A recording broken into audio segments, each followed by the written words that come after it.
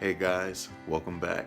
I hope you have been enjoying the fam channel, us talking about family, what it means to be relaxed. I hope you got a chance to really listen and kick back as you heard part one. And now get ready for part two. It's all about family. All right, guys. See you later. It's just like this is not about achievements. This is No. about a journey with each other. But don't you get the feeling that God is changing all that? Yeah, I think so. I think Hang that's on a why. sec. Hang on, I think something's gone wrong with my camera.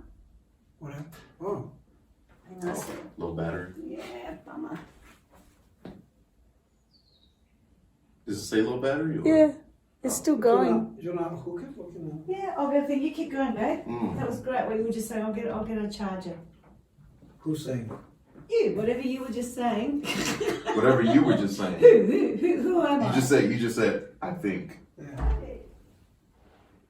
No, I think the good thing about family is you can be who you are, and no one judges you just because. And if people in a family, when people correct you, and you feel safe with safe with it, Mm-hmm. and.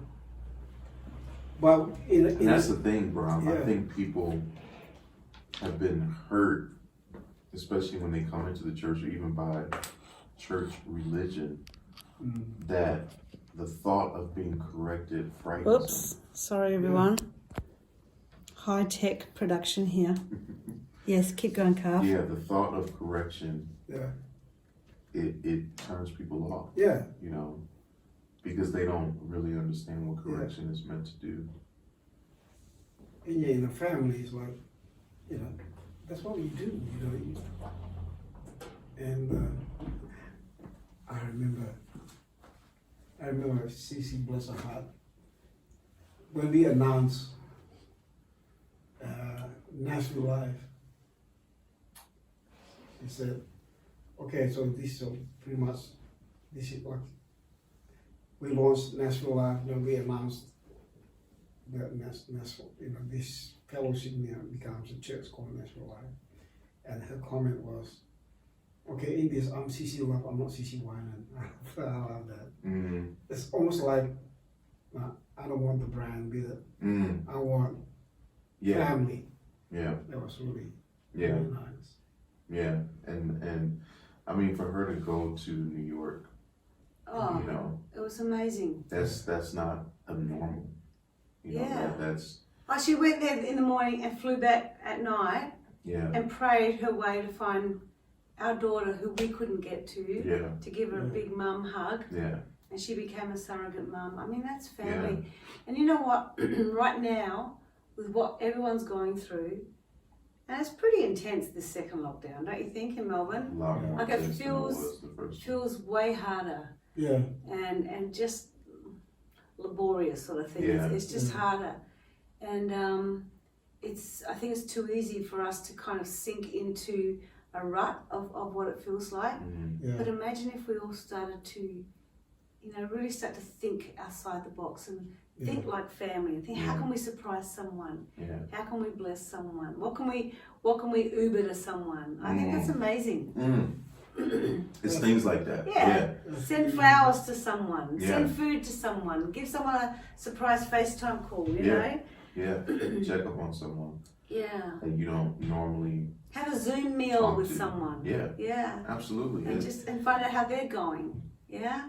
You end up having very substantial conversations with people that you normally wouldn't even have a chance to on a Sunday because everything's moving so fast with how church used to be. Yeah.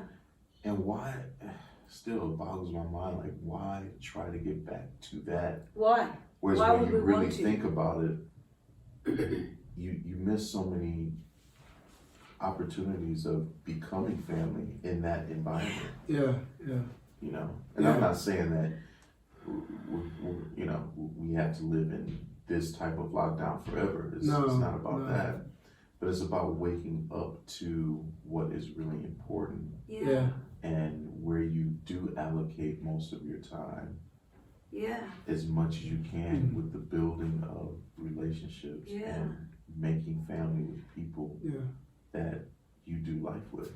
So, And I reckon modern day churches, not all obviously, but you know, a lot in general, a lot of Christians have become so busy doing that they've forgotten how to just build really good, beautiful, simple, solid relationships. And I think it's really vital. I think that's something that we as Christians now, we can really find that again and really care for one another. Yeah. And think about one another and put other people before ourselves. yeah. Yeah. So, And in a way, and be this, extravagant in our friendships, you know? Yeah. this situation, in a way, forces us to be like that, really. Even when there is that thing where we can't congregate as a massive, big group of people, we're forced to sort of, have small communities, I think. It's almost like, as if, every time I think of it, I said, God, it's as if you're pushing the reset button of what church is supposed to be. Like the way in the book of Acts, it's the house to house, like, okay, you've gone too far now. It's great. Yeah. We always end up back there, don't we, when we talk about church? We end up about church structure and what God's doing with church and how God just wants to kind of recalibrate everything, I reckon. Yeah. So it's good. Get us to see it the way it should be seen. Yeah. And it starts at the home, I think. It Yeah. starts with family. And even for those that have come from broken families and from abusive families. I think the church is the perfect place to understand family when it's done right. Yeah. And so I look at this pandemic as, obviously it's not what you want it to happen, but when you're in the middle of it and how you make the best of it, it's pretty phenomenal how we do have that opportunity. And even with our own immediate families in our homes, I mean, how are you guys kids. coping? Because you and Anna are you both have jobs. Yeah. You're a pastor in our church. Yeah. Anna has a huge job in her workplace. Yeah. You're both working from home. You've got 3 gorgeous kids, very active. Extremely active. They've inherited your personalities. Oh, they're trying to prank me all the time. They're trying to do it all the time, like hiding behind the door and, walking behind me. I'm like, Beanie, I know you're behind me. Oh, How did you know? How did you know? All the time. But you're homeschooling them. Yeah. That's crazy. So how are you guys coping? Because that's kind of what so many people who would be watching this are in exactly the same would be situation. doing the same thing. Absolutely. Probably, depends on the age level. Some could be more into it, if the level is higher or so it's a pretty full on day-to-day thing. Sometimes. And how are you maintaining in the home just a sense of peace? Because it would be I already know what any home like that would be. I mean, I had 5 kids. We had 5 kids. So, but how are you maintaining, and what sort of things? What would be some of the key things that we can encourage everyone with? I think for me, to maintain something good in the home. Yeah, what we've done, which is very practical. Like for instance, when we sit down and start doing the schooling, I have to actually stop it. And I've done this a few times if I haven't done it right in the beginning. It's like, okay, guys, no, we're going to pray. We need to pray because we need to invite God into this whole setup. We need Him to take over. Him to take over. And seriously, we pray. The kids, they know what prayer means. They understand. Like, this is not a religious thing. This is life. This is how we live. And this is how we invite God in. That's awesome. It's not just talking about it, we do it. Yeah. And when we do it, I've even looked around, especially Ava, who's not even 2 yet, she'll close her eyes. and she's the one that's going everywhere and, you know, Oh, yeah, touching she's everything. such a And, character. like she With a is- smile. Yeah, with a smile. Yeah. It's like, you have to get in trouble, but you can't, you know, you don't want her to get in trouble, but Yeah. she has to, like, stop doing these Yeah, things. yeah. But we pray, you know, we cut the television off. We have TV-free days now, which allows even me and Anna to take more time with them, you know, and get them, Yeah. you know, go into their world, Yeah. basically, you know, instead of trying to pull them into ours. Yeah. That's awesome. We find it works a lot better, and you know, doesn't mean we do it every single time. Like, we have to be conscious of this. Yeah, yeah, Me and Anna talk about this more now, yeah. you know, Awesome. because these are moments that the window is so short. Yeah. I mean, my boy just turned 7, you know. When I I know moved it'll here, he be- wasn't even No. born yet. Yeah. It's crazy how fast the time goes. And I'm Tell just us like- about it, my goodness. And this is the time when they want to spend all of their time with us. And you know, a lot of times I find myself or Anna, we're so focused on what we have to do that they see us on our phones, they see us on our computers, and that's what they think life is. It's like, oh, we got to be a little bit more conscious and how we go into their world and fit into their thinking. And you know, they just want to ride their scooters outside and, you know, just play with us and fight with us and everything. So, yeah, I think that's the way we really do it. It's a day-to-day thing. And Well, I just love, I love just how you really know how to be playful and have fun in the midst of being serious and serious times and hectic times. And I think we should finish on this story. Yeah. This is a true story. In fact, this only happened the other night. So I'm going to tell you this story. But none of the story is fake. Unless I look over and say, no, it's not true. But everything you're about to hear it's true. actually happened. It actually happened. He's a pastor in our church. Okay? So we run our DMS, which is Discipleship Ministry School. And we have the mentorship, which goes for 6 months? Yep. 6 or 7 months. And it's full on. And we do these master classes. So the first master class that I led, and there's me, myself, then Bernadette comes in with stuff, then Bram, and then Carvin. And the 4 of us, over 2 weeks, we lead these big, strong master classes to all the students in DMS who have, meanwhile, every week been going through their small groups together and going through different subjects and stuff, and everyone's loving it, right? So we've now had our second masterclass. The first one was intense. It was on tares, wolves, and false prophets. That was a doozy, right? And then this one, I titled it "The Strong Man Behind All Strongholds." So of course everyone's like, "Ooh, what's this one about?" So kind of What's that? What's that? You Yeah. know. So we go for the jugular. So we get onto Zoom the other night for our 2.5-hour session. And I just start off, and I literally just give scriptures, and they are full on. So, what is the strong man? Well, it's pride, because Lucifer himself, was the 5 wills in heaven. Anyway, you had to do DMS to get where we're coming from. But anyway, so it's intense. We're addressing all this stuff, right? And it was actually the second one that we'd done, because the first night had been done a couple of nights before with a group of people that couldn't make it to I think it was Wednesday night, wasn't it? Yeah. And so here it is Friday, and this only happened 2 nights ago. And so I'm doing it all again. Nothing changed. And then on Zoom, Josh, who is our son, he's our 5th child, so he's the youngest in the family, he's our youth director in church, and he and his wife Abby were both on Zoom. And so next thing, I'd done my bit, Bernadette had done her bit with all these stories from 30 years ago and everything, of just examples, not using any names, just giving examples, and of what pride really looks like, and the ugliness when it's presented in our lives and we don't deal with it. I mean, obviously we all struggle with it at different times in our lives, but we're talking about a real stronghold in someone's life. Anyway, won't go into that now. So then we have a break, and then Bram starts to talk, and then I notice on my Zoom that there's this little chat thing happening. I thought, I'll click on that and have a look.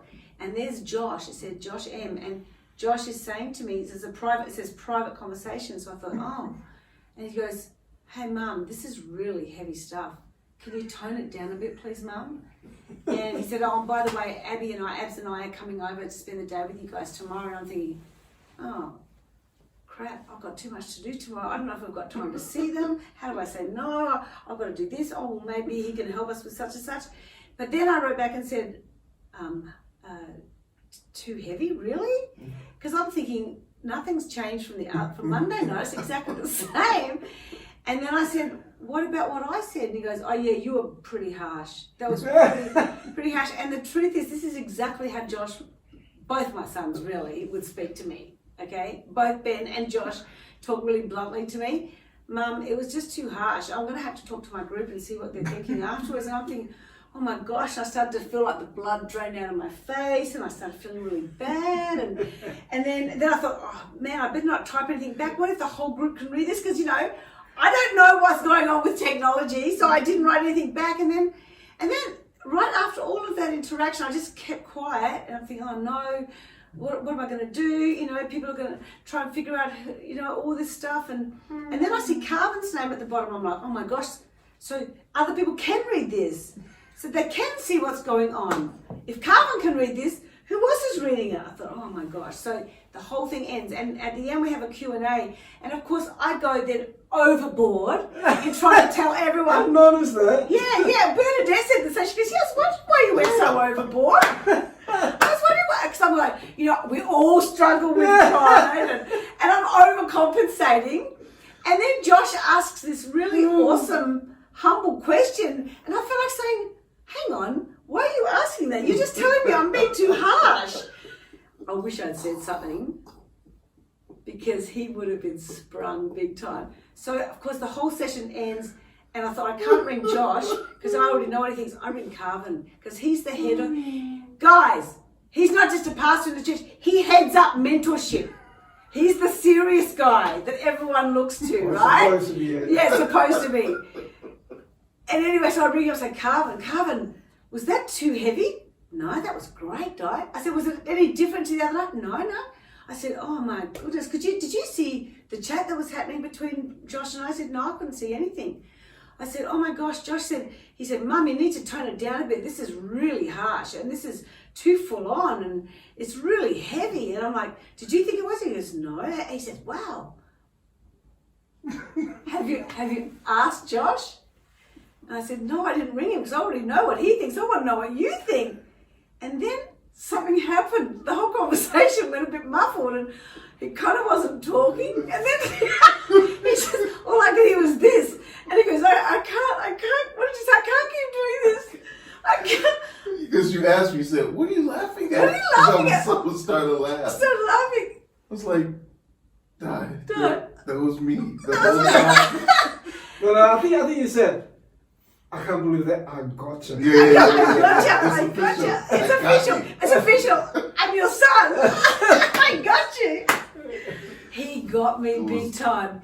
He absolutely, totally commandeered the whole masterclass on pride. Yeah. And I got totally flipped out. It was hilarious. Anyway, so there you go, a bit of background. But you know what? Let's all chill out a bit. Yeah. We all take Exactly. We all take life too seriously. Exactly. Yeah. You practice senior pastor. I did. Great. I did, and it was perfect. It was perfect. And it could have gone a lot further. But How could it have gone further? What if I I'd could have said something more? Because you started saying, oh man, you sounded just like Josh, and I was just like, you would have just kept going, and if you would have kept going, I would have probably felt like, oh, I need to vomit. It's like, man, I should have did that. I started Why did I feeling miss that? so convicted. and then what else did you say? He said something else to me, because then I said I should have called you. I should have said something to Josh in the moment.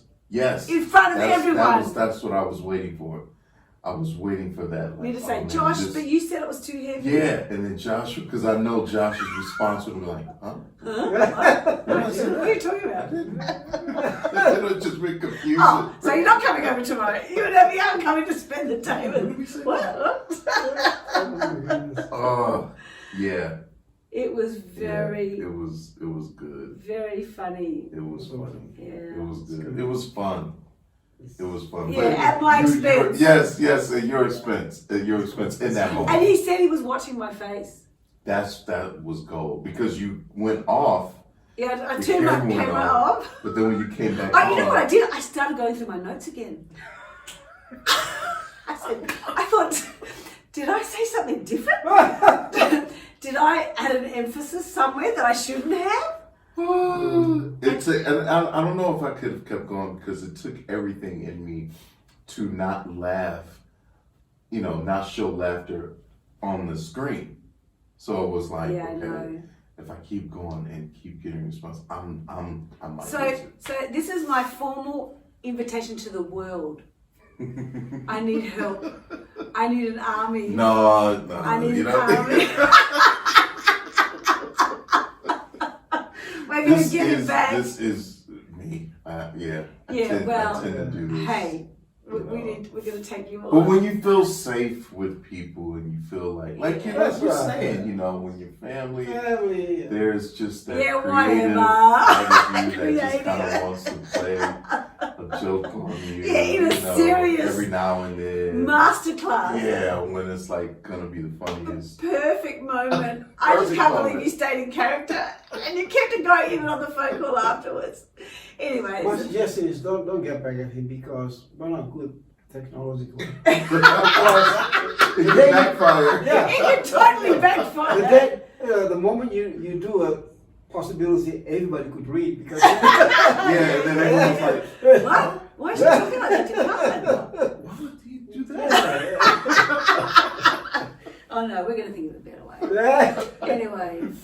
Oh, this is fun. So guys, what have we really talked about today? Family. Family. We And talked having about fun. family. We talked about the side that family really needs, especially Yeah. in these moments. Like, be relaxed Yeah. with each other and And yeah, go be loving. the extra mile to be Yeah. loving. And think of ways, be creative. Yeah. You know? And don't think about the other stuff that just brings the Get rid of all the stress church and, rules and you've got yeah. to do this and you've got to reach out to your people. Nah, people can see through that a mile. Just be Yeah. normal. Be normal human beings. little things always go a very, very long way. Yeah, absolutely. So, So, all right. It's always a good laugh having Carvin here. Yeah. All right. Well, we love you all. Have a Bless you guys. safe week, and we'll see you next time. See ya. Still the